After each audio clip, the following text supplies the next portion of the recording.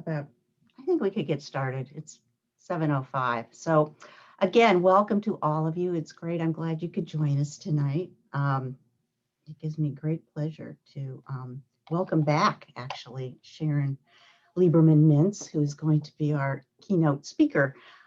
Sharon is the curator of Jewish art at the Library of the Jewish Theological Seminary and specializes in the fields of illuminated Hebrew manuscripts and rare printed books.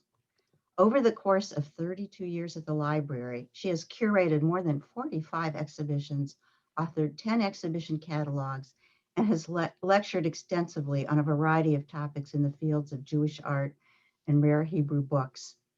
As a consultant with Sotheby's since 1995, Sharon has cataloged and appraised Hebrew books for Judaica sales worldwide for over 2 decades, including the Sassoon Golden Legacy collection.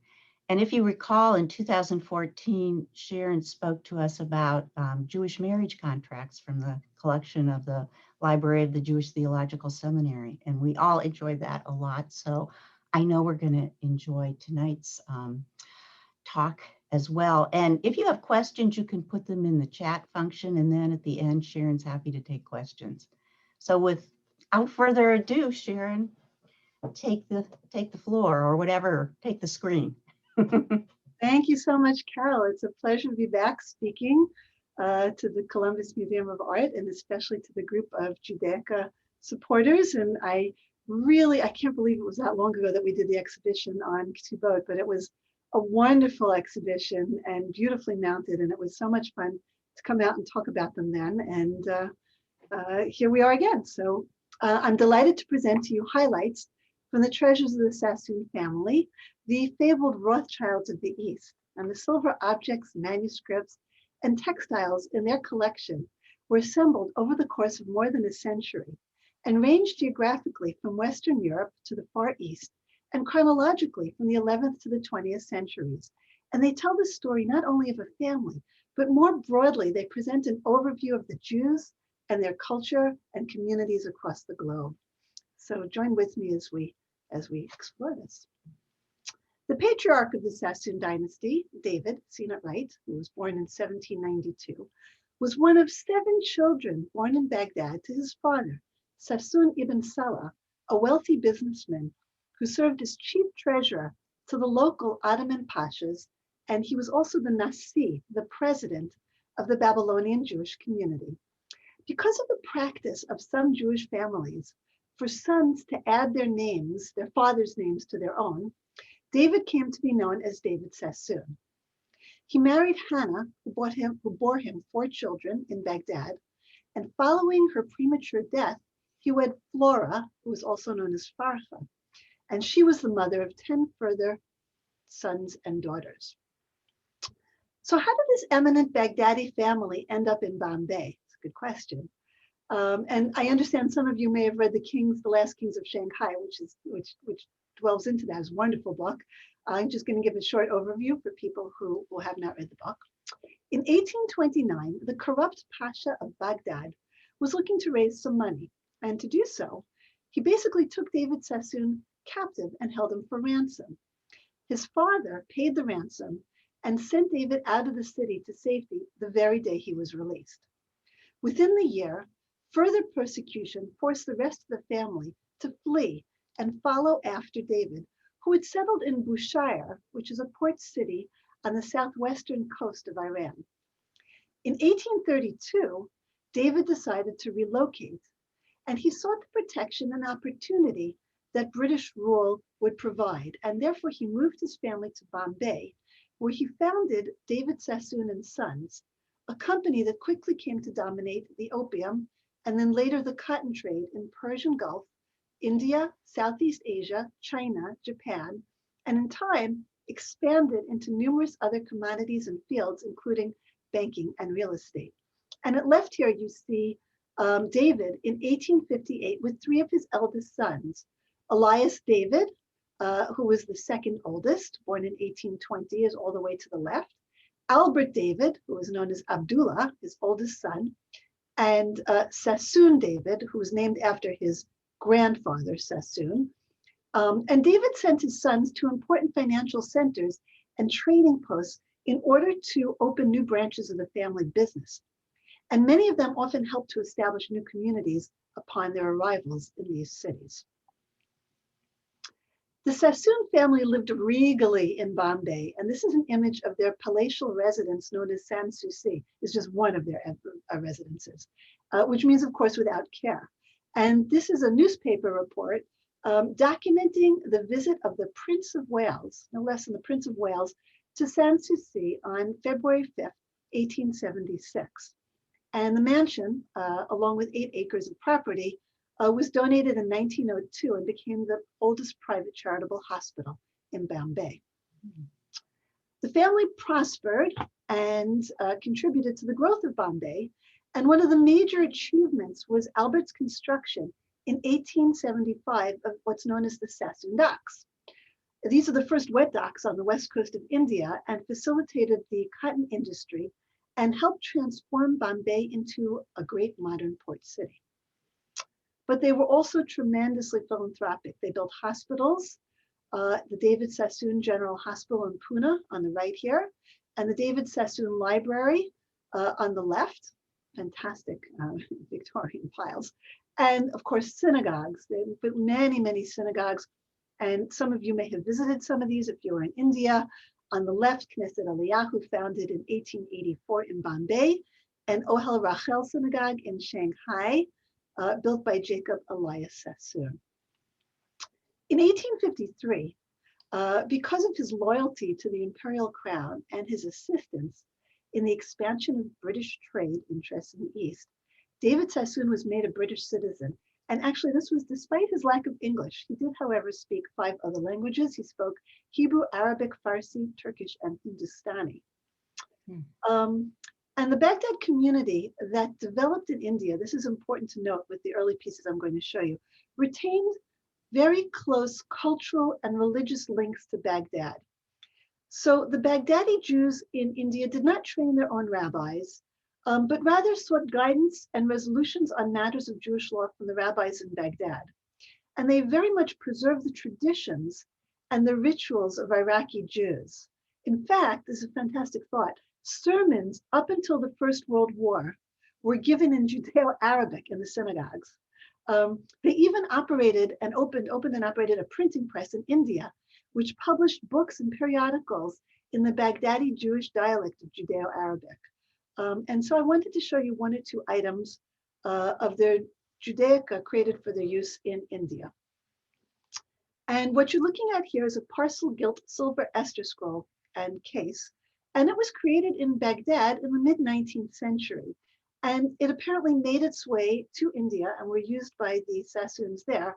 And what's really wonderful about it, in addition to it continuing in the tradition of Baghdadi jewelry, is how closely the style mirrors that of other items used and decorated for the Baghdadi Jews.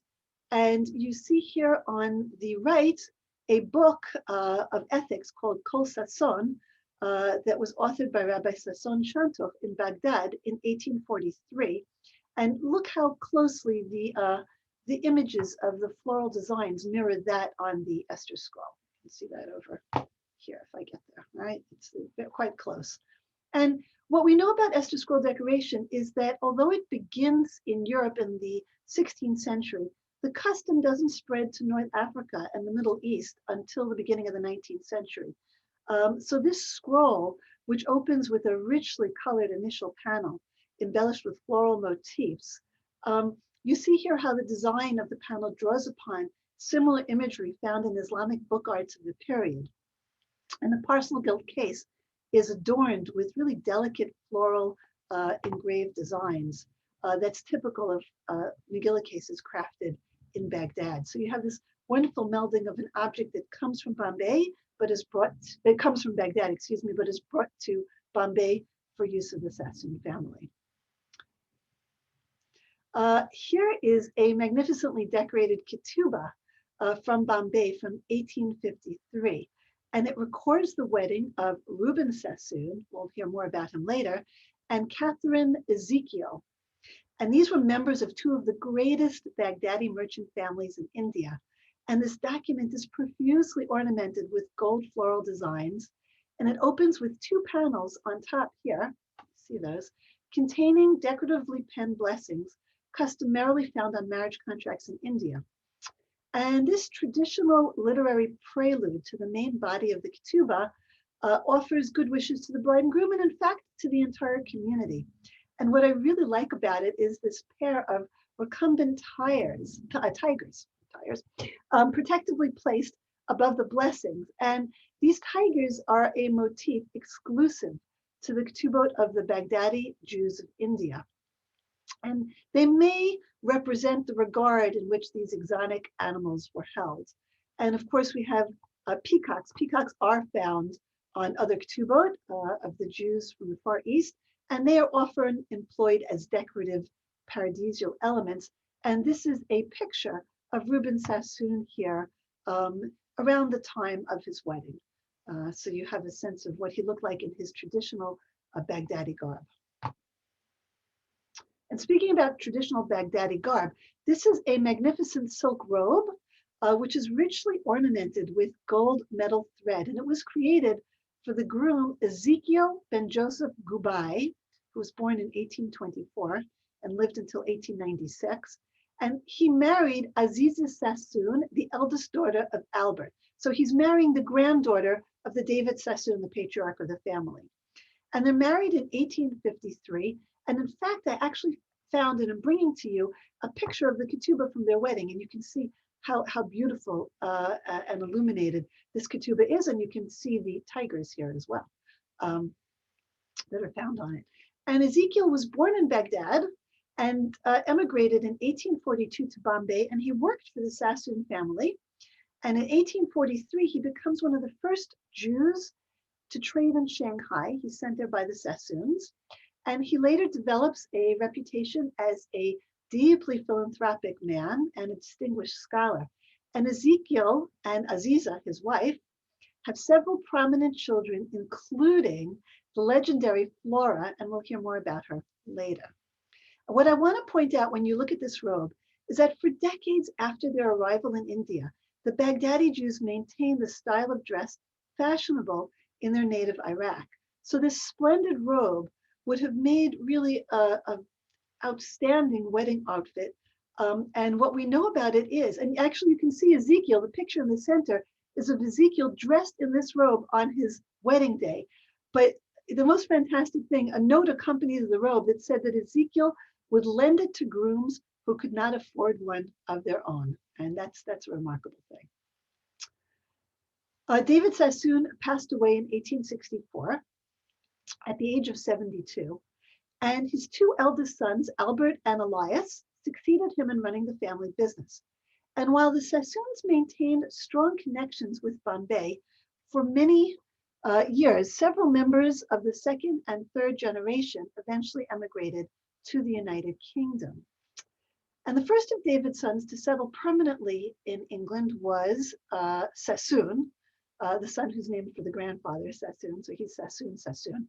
And he was born in Bombay, educated in Baghdad, initiated into his father's company in Shanghai, but in 1858, he's sent to England to open a bank and found branches of the family business in London, Liverpool, and Manchester.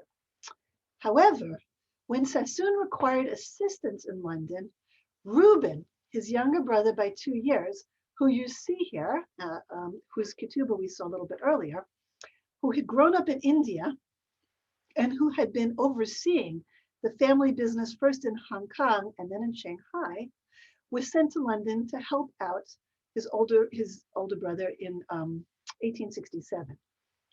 Now, a little bit about Reuben. Reuben was mathematically gifted, quick-witted, industrious, commercially savvy, and he was very well liked. And so his transition into British society was quite smooth. He was a talented bridge player. He loved horseback riding. He admired art. He enjoyed theater. He was generous with his money. And he was a member of the so-called Marble House set, which was also known as the Smart Set. And this was a very elite social clique revolving around the Prince of Wales, Albert Edward, son of Queen Victoria, and heir apparent to the throne. And in fact, when the Prince of Wales would visit Hove, which was a fancy seaside resort town, he was often hosted by Reuben and his brother Arthur. And so here you see the transition of Reuben from the left, where he is, this is presumably taken in Bombay, and he's dressed in Baghdadi clothing, to the center image, where you have a picture published in Vanity Fair. It was a big deal to be published in Vanity Fair. And this was a caricature that they, not in a negative way, but kind of in a positive way. It was a portrait of prominent people of the day. And this is in 1890. And you see that Reuben David Sassoon is deemed worthy of being shown to British society in 1890. And then this is so fantastic. In 1897, he's invited and attends to a fancy, elaborate dress ball that was hosted by none other than the Duke and Duchess of Devonshire. It's in 1897 to celebrate Queen Victoria's Diamond Jubilee. And what does he dress up as for this fancy ball? He dresses up as a Persian prince, right? And this is a portrait of him at the ball. So he's got a transition from Bombay, where he's dressed as a Baghdadi, to his entrance into English society, to his kind of complete kind of fanciful reinvention as a Persian prince. Now, Reuben's summer home in Hove was not far from the home of Philip Solomons. Philip Solomons was one of the first serious buyers of antique Judaica. He died a young man. He was a very interesting individual. He had actually come to America in the 1820s, went back to England to make his fortune. His brother, Philip's brother, was one of the Lord Mayors of London, but leaving all that aside, on Philip's death, part of his Judaica collection was sold with his other possessions. And the largest portion of this Judaica collection was acquired by none other than Reuben Sassoon. And these precious objects would be the beginning of an even greater collection. And we first understand the depth and the breadth of this collection that was acquired by Reuben Sassoon in the famous 1887 Anglo-Jewish Historical Exhibition that was hosted at the Royal Albert Hall. And this was one of the earliest exhibitions of Judaica, 1887. It was, it had been preceded by the Strauss exhibition in Paris, which was a few years earlier. But this was a major exhibition where the Jews of England all got together and said, we need to show the world our beautiful objects and our ceremonies and our culture. And they gathered together the most glorious of objects. And Reuben's collection had a very serious and prominent place in this collection. There's a catalog in this exhibition. And in the catalog, we can track which pieces were seen in this exhibition. So I'm showing you one example, which was this really glorious Italian gold Esther scroll from the 18th century with scenes of the Purim story. And you can see a picture of, well, you can see part of a picture of Queen Esther, who's here kneeling before King Achashverosh. And I should point out that gold Esther scrolls from the 18th century are exceedingly rare. This is one of only 5 known examples. And it's quite wonderful to be able to show it. And it's the only one in the Sassoon collection. And I wanted to bring to your attention 2 other pieces that were owned by Reuben Sassoon. One is a Victorian silver gilt miniature Torah crown that was created in London by a Christian silversmith whose name was Joseph Angel. And it is actually hallmarked and dated 1861. And it's a little thing, it's only 4 inches high. It would have been really charming, but it shows how the Jews are commissioning and obtaining Judaica in the 19th century. And the second piece here, oops, I'm sorry, didn't mean to do that, is a wonderful large silver gilt Torah pointer, also hallmarked by Joseph Angel, and this is from 1860. And this, again, was owned by Reuben David Sassoon. It was exhibited as part of this great Anglo-Jewish exhibition in 1887. It passes to his niece, we'll hear more about that later, and then down through the family. Perhaps the most important objects owned by Reuben Sassoon were 3 absolutely magnificent Torah shields. And I'd like to take a little time to explore these with you in depth because they are some of the most important objects of Judaica ever created. So I'd like to unpack them for you and go a little bit deeper into what makes them so. The first of these three shields, which is now in the Israel Museum, was offered for sale by the Sassoon family in the year 2000. It was sold at Sotheby's in 2000, and it caused an absolute sensation. It achieved 21 years ago the record-breaking price of almost $800,000. And we didn't quite understand the full story and the historical significance of the shield until two companion shields appeared. Actually unwrapped them. I was in a bank vault unwrapping them 2 years ago. They were wrapped up really delicately in towels. And I saw them and my mouth dropped open because nobody knew that they existed. And with the two companion shields, that they all had the same iconography, appeared for the first time since the exhibitions in London over 120 years ago. We realized that we had three shields, and one of them that just came to light now was signed and dated by a Jewish artist. So this is it, you're looking at it, and I want to take a closer look. So here we have, in 1782, a supremely talented Jewish artist created three of the finest Torah shields in existence today. And his name appears only on one of the shields, and we're going to look at that in a minute, but their matching and highly distinctive decoration allows us to attribute to him all three shields. The significance of the role of a Jewish goldsmith in the creation of these treasures is of paramount importance in the history of Jewish art.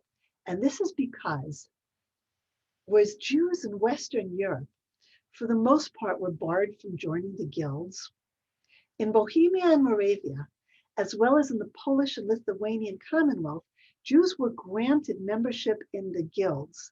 And we have documentation of talented artisans rising to the top of the field. However, in terms of objects that are existent, this is the only known 18th century objects of Judaica of this exquisite level of craftsmanship to be signed and dated by a Jewish artist.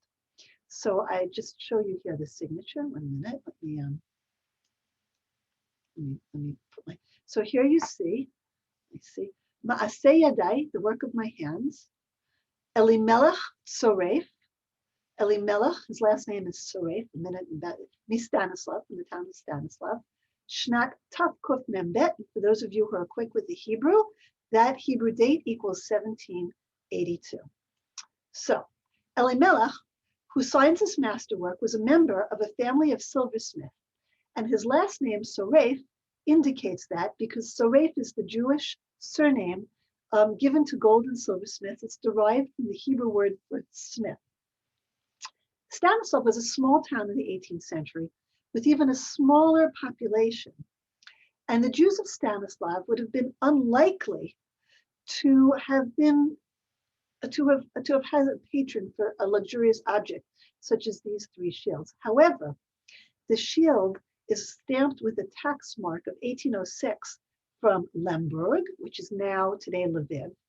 And this indicates that the shield in 1806 was already in Lemberg.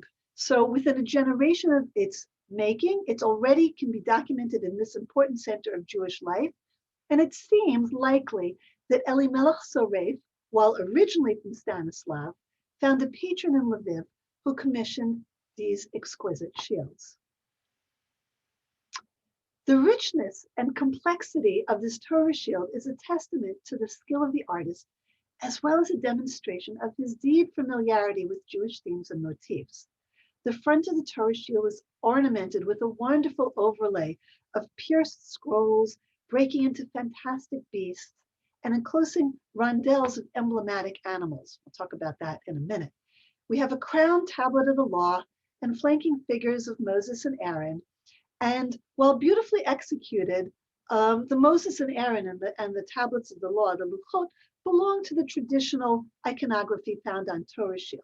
However, the back screen of inhabited gilt tracery seems to have been derived from somewhere else.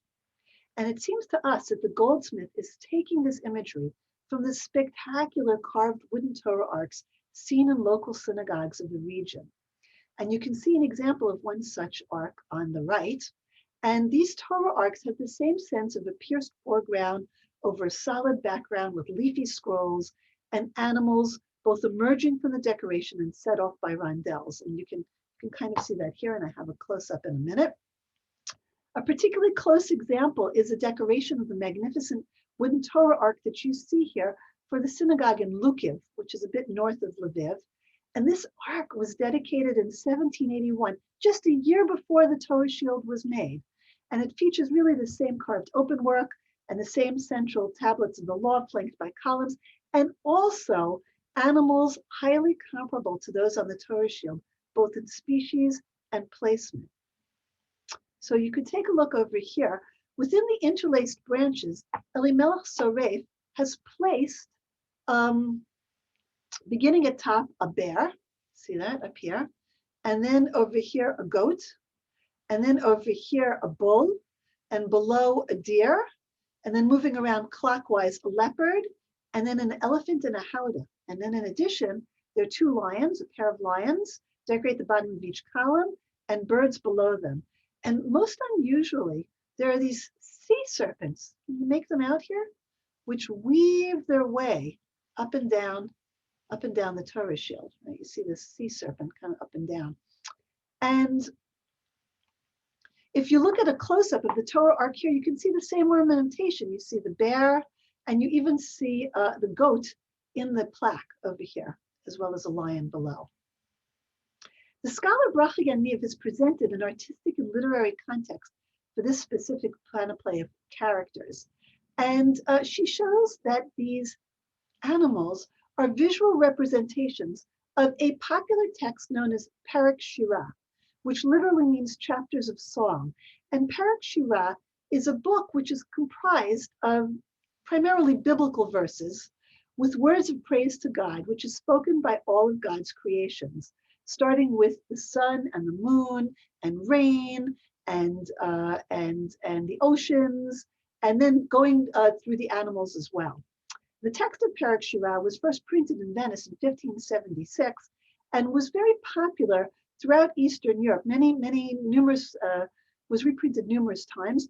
But what I'm bringing you here is a exquisite manuscript edition, exquisite manuscript of Parak Shirah, which was penned in Vienna in 1730. And you're looking at the pages which show you the songs of the lion on the right and the bear at left. And it says, Dov, the bear, what does he sing? And then it gives you that information. There's a little miniature manuscript, an 18th century manuscript, wonderful thing. Can give a whole talk about the Renaissance of Hebrew manuscripts in the 18th century, and maybe in the future we'll have the opportunity to do so.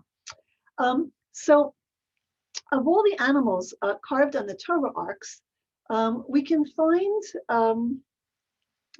these right over here, right? So here you have a lion, we have a leopard, and you can see that Elimelech Soref is drawing inspiration not only from the monumental Torah arks, but also from Parak Shirah, where the entirety of creation sings a cosmic song of really praise to God.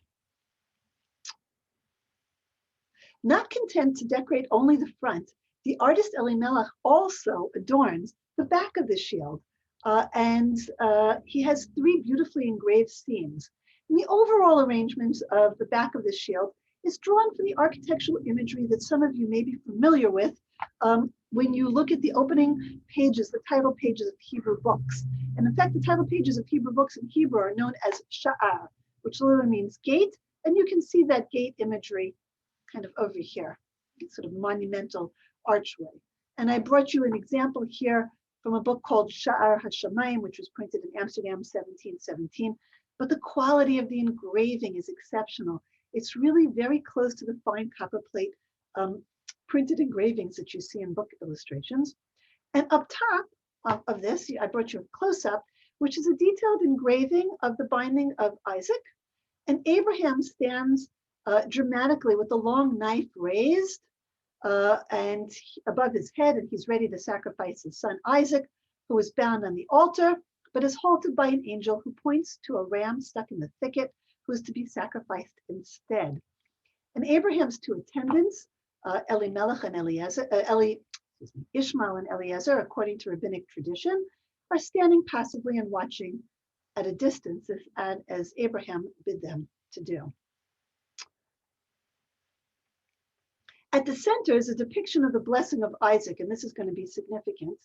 Rebecca stands protectively behind Jacob, and Jacob is blessing Isaac, and Elimelech has based this image on an engraving which I brought to you here on the left. And this engraving is by Matthias Marion. It was first published in a book of biblical illustrations, printed in Frankfurt in 1625. And Marion's illustrations were very popular and printed many times. And some of you may know that they most famously appear in the Amsterdam Haggadah of 1695 because the artist of this Haggadah adapted them for the illustrations in the Haggadah of 1695. And this Haggadah was printed and reprinted many times. So the artwork of Matthias Marion lives on in hundreds of Hebrew books to this day.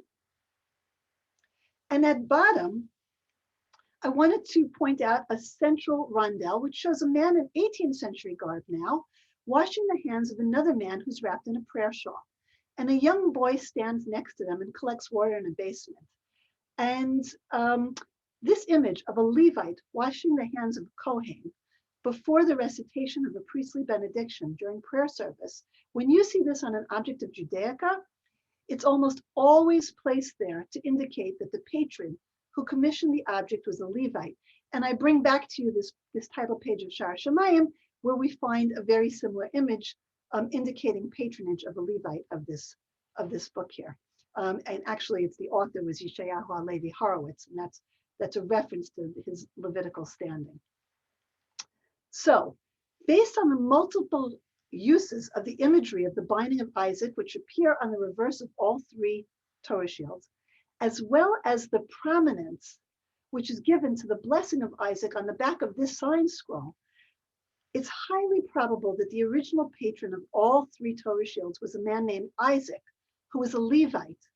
And I must say that one of the more frustrating moments was that I have not been able to find the exact identity of this wealthy individual.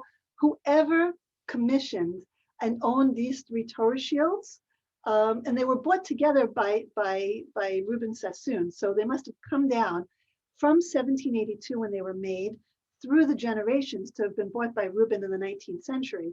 He must have been a very wealthy individual, the person who commissioned them. And he's going to show up on the tax rolls somewhere, on the charitable roll somewhere. And I think that the current owner of this Torah shield, which is the Museum of Fine Arts Boston, who I think joins you in their interest of Judaica, we'll have to do that legwork and find out exactly who the owner is.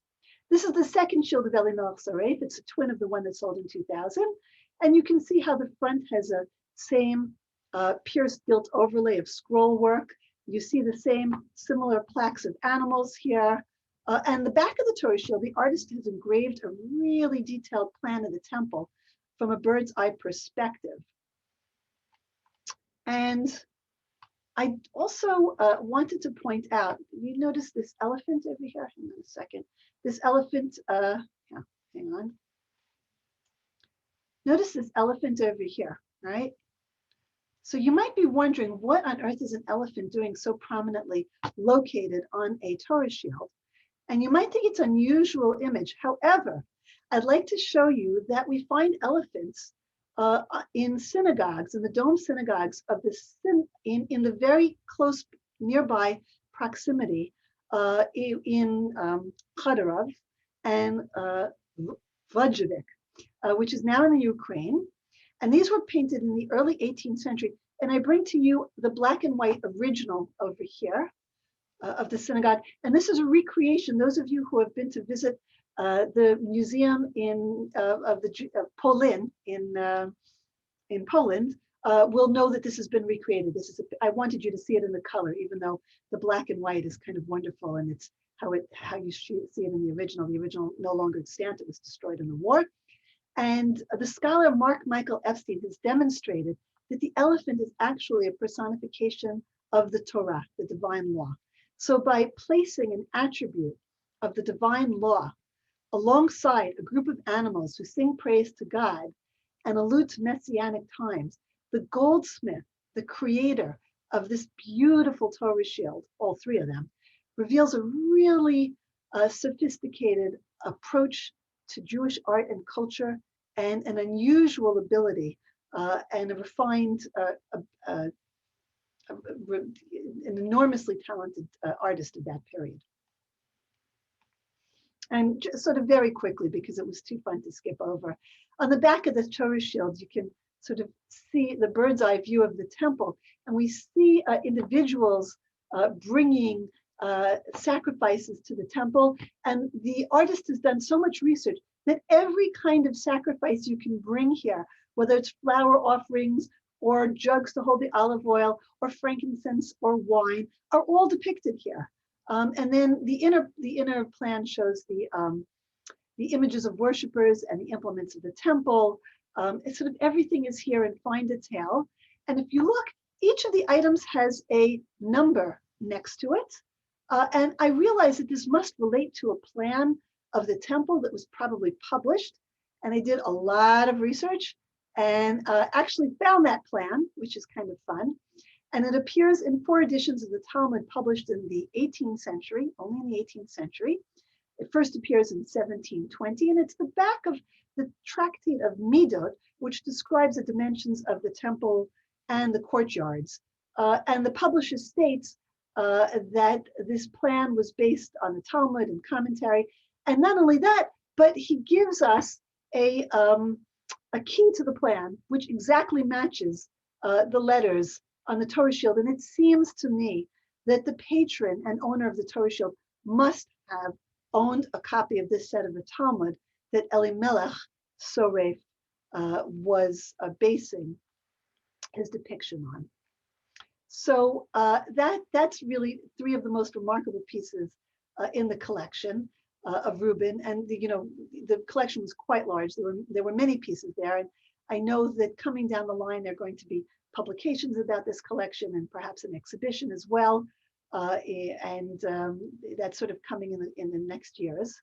When Reuben dies in 1905, the collection passes to a Sassoon who just recently arrived in the United Kingdom. And this was his great niece, who also happened to be at the same time his sister-in-law, the remarkable Flora Gubai Sassoon, who I mentioned earlier.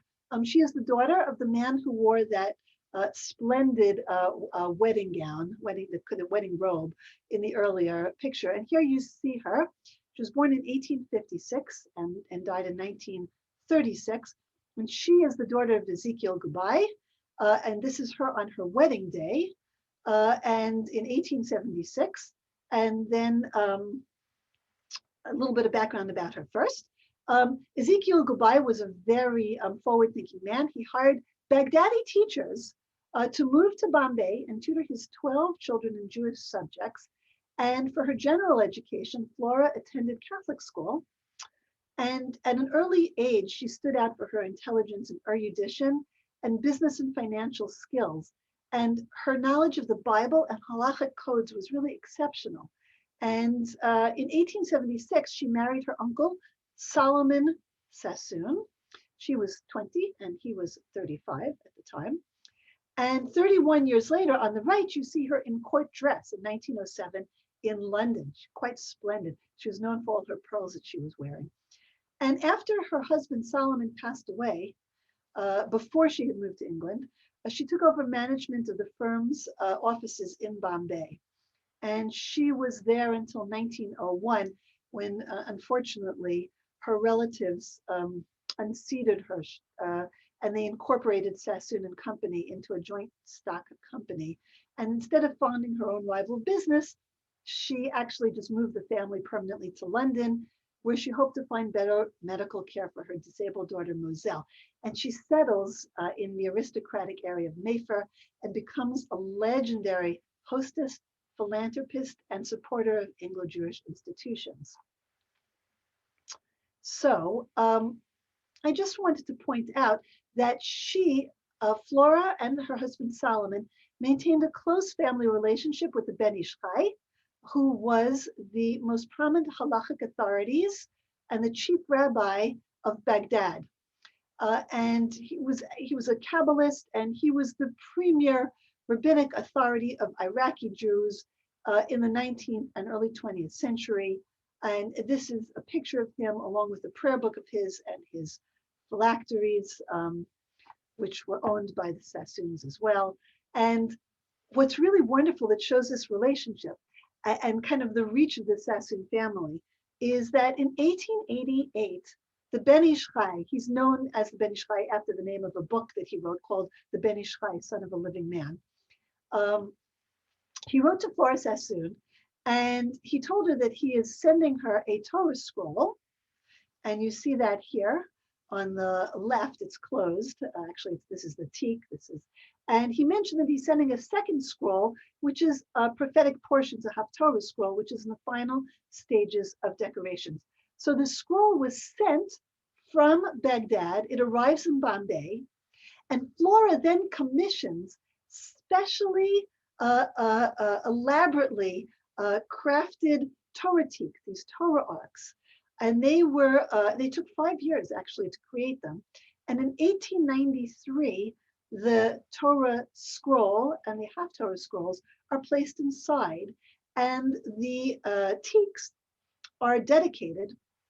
And the inscription on top, in this area on top here, where you see the writing up here, it talks about, it says, this is the Torah. One of them, the one on the left says this is the Torah. This is the one on the right, which is the Haftorah. It says this is the Haftorah for the entire year, each Sabbath and new moon, and it belongs to the precious Senora Farha, wife of Silman David Sassoon, more blessed than women of the tent. And then it gives the year.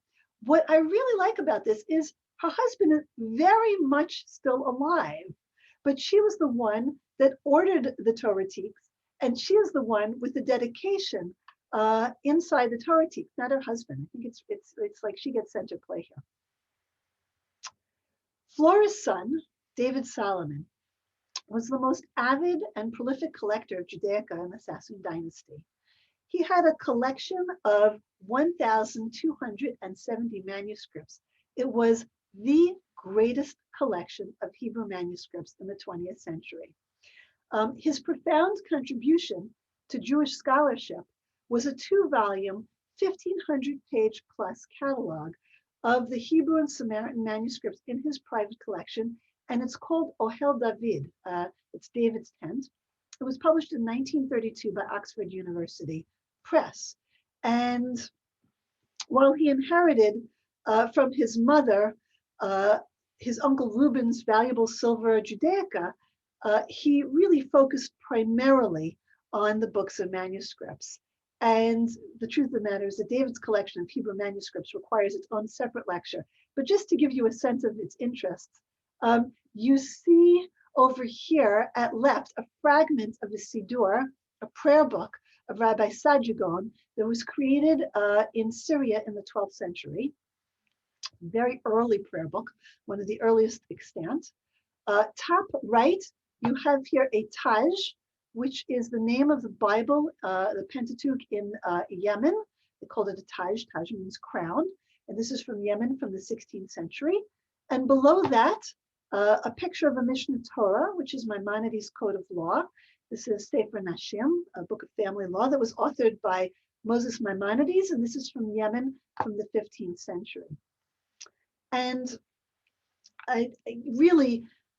David Sassoon also owned and documented the most important many of the most important decorated Hebrew manuscripts that were sold in the 20th century. If you look back over the auction catalogs, almost all of them belong to David Sassoon. There were other important private collectors, such as Zalman Shakin, who had a remarkable collection of Hebrew manuscripts, but the breadth of the Sassoon collection has never really been matched. And that's why, it was really fun to work on this collection this year. And it's been my pleasure to present these spectacular treasures of Judaica to you this evening. And I think we'll have time for some questions.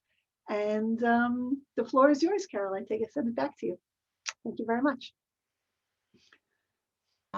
There we go. Thank you, Sharon. That was fascinating.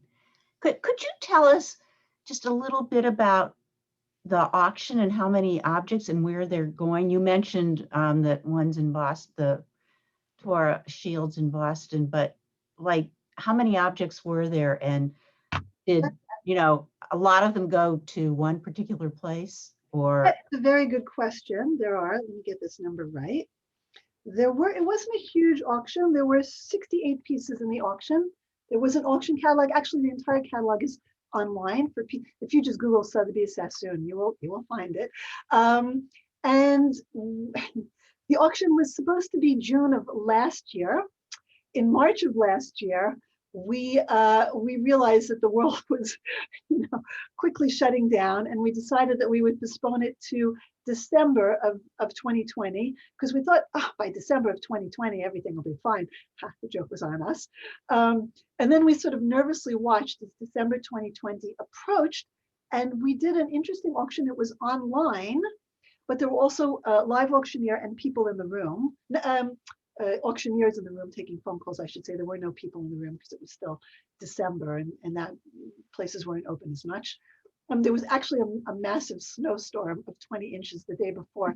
We were all sitting around figuring out how we were going to get the auctioneers into Sotheby's physically. It was nothing if not a little drama. And we were kind of concerned about what would happen, because normally we have exhibitions and people come in, and there was an exhibition, but people weren't coming in. And it turned out to be the most successful sale we ever had, because it garnered a lot of interest. These are the last of the object treasures of the Sassoons came up for sale. And amongst them, two of these Torah shields. One of them, the one that I had spent a lot of time on, sold for $1.3 million, went to a public collection, the Museum of Fine Arts, Boston. A second one sold privately for about $600,000, thereabouts, maybe a little bit more. And it went very broadly. These were bought by public collections who were very excited about the pristine provenance. Provenance is, they talk about when you buy an apartment, it's location, location, location. In auctions, in Judaica auctions, it's provenance, provenance, provenance. If the piece is good, that's benefit, but if it has clean provenance, that's significant.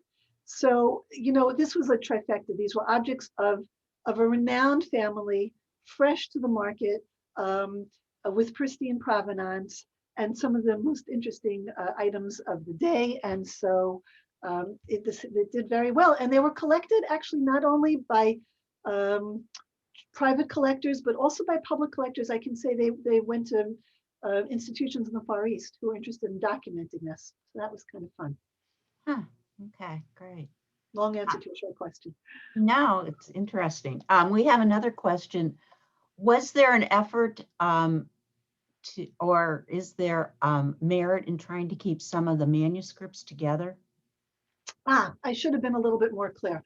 So the Sassoon family, the ones who ended up with the manuscript. So it goes from Reuben to his niece and sister-in-law, Flora, to her son, David, the manuscript collector, to his son, Solomon, and then by descent in the family.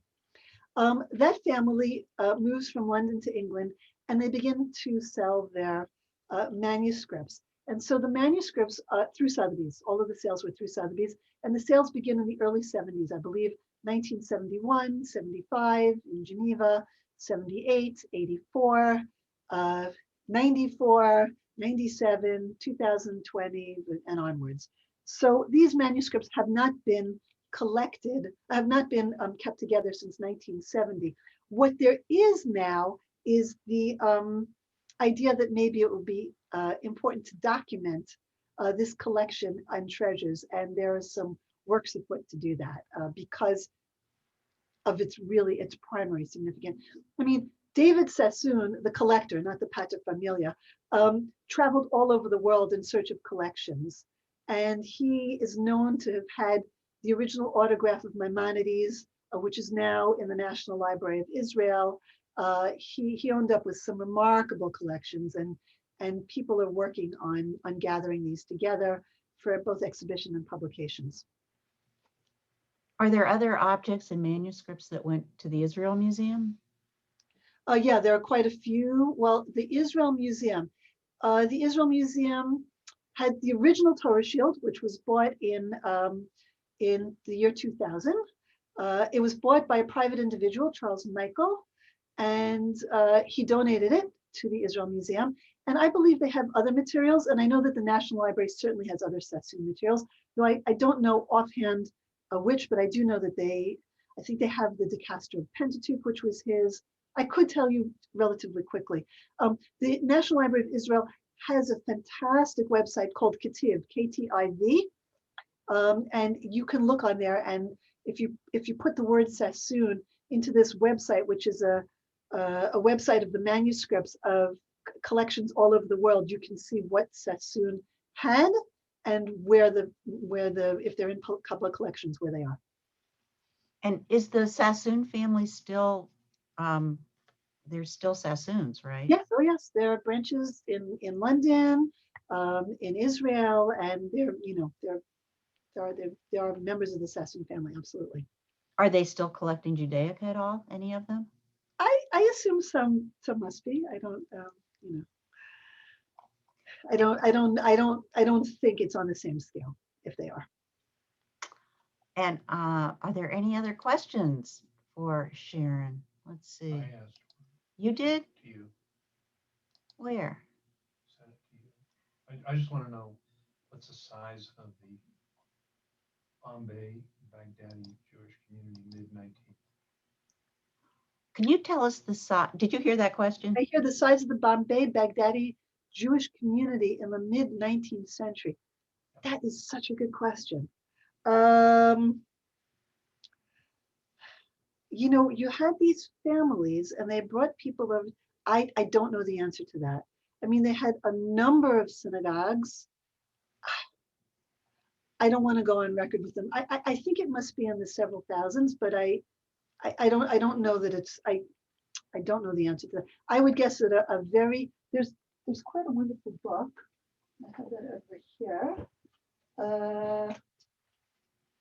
It's a book on the history of the Jews of India. There's an entire chapter by Arpav Slepak, and there's a whole chapter there on the Jews of the Baghdadi Jewish community of India. And I could probably get you that information without too much trouble if you send your email to Carol. I'd be happy to do that. Good question. Thank you. Any other questions? Well, I don't see any more in the chat or in the questions.